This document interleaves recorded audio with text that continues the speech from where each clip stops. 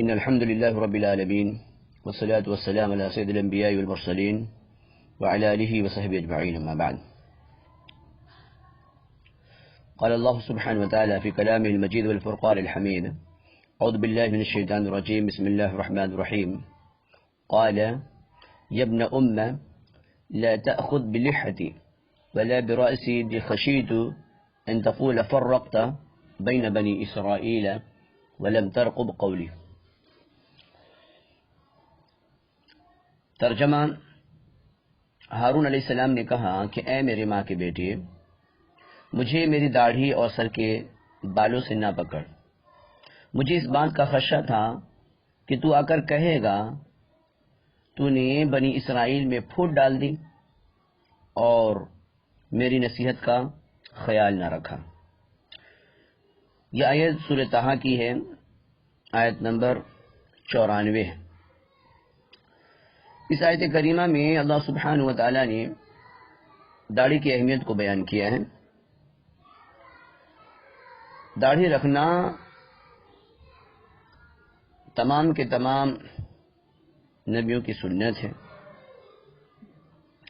جیسا کہ اس آیت سے پتہ چلا کہ حضرت ہارون علیہ السلام کی داڑھی کو پکڑ کر حضرت موسیٰ علیہ السلام کھینچ رہے ہیں، تو حضرت ہارون علیہ السلام نے کہا کہ اے میرے ماں کے بیٹے، مجھے میری داڑھی اور سر کے بالوں سے نہ پکڑ.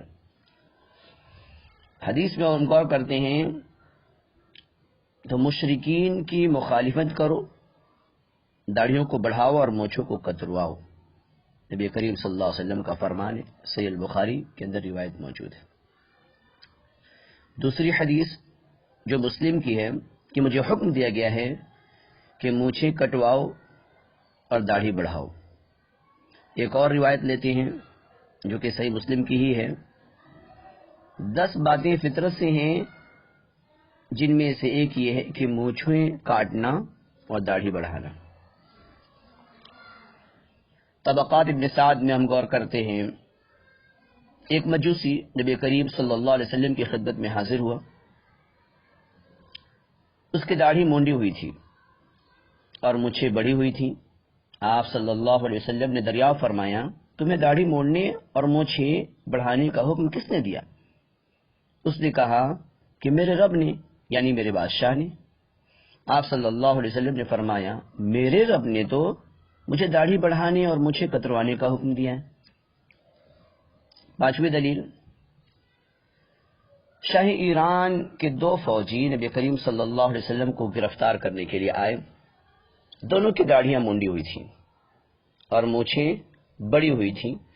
آپ صلی اللہ علیہ وسلم نے انہیں دیکھ کر چہرہ مبارک دوسری طرف پھیر لیا اور کہا کہ تم دونوں کے لیے ویل یعنی جہنم ہے. تمہیں کس نے اس کا حکم دیا ہے؟ انہوں نے کہا کہ ہمارے رب نے. آپ صلی اللہ علیہ وسلم نے فرمایا: میرے رب نے تو مجھے داڑھی بڑھانے اور مونچھیں کٹوانے کا حکم دیا ہے. البدایہ والنہایہ کے اندر یہ روایت موجود ہے.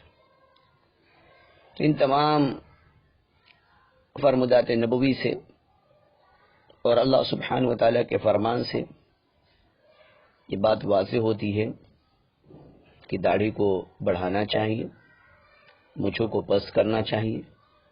نبیوں کی سنت رہی ہے، ہمیں اس سے راہ فرار اختیار نہیں کرنا چاہیے.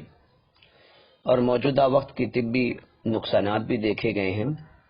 جو لوگ نائیوں کے پاس جا کر داڑھی بار بار منڈوانے کے عادی ہوا کرتے ہیں، بعض مرتبہ ہوتا یہ ہے کہ نائی حضرات پیسے بچانے کے لیے ایک ہی بلیڈ سے 2-3 جنوں کی سیونگ کر دیا کرتے ہیں، جس سے آج کل اسکن انفیکشن بھی ہو جایا کرتا ہے، چھوٹے چھوٹے دانے نکل آتے ہیں.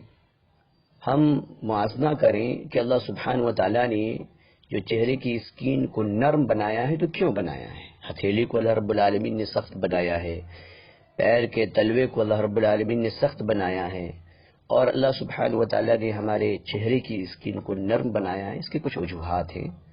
اب ہم روزانہ صبح کے وقت اٹھتے ہیں اور اٹھنے کے ساتھ برش کرتے ہیں، برش کرنے کے بعد ہم سیونگ کرنا شروع کر دیا کرتے ہیں، گویا کہ ہم اپنے آپ کو تکلیف پہنچا رہے ہوتے ہیں.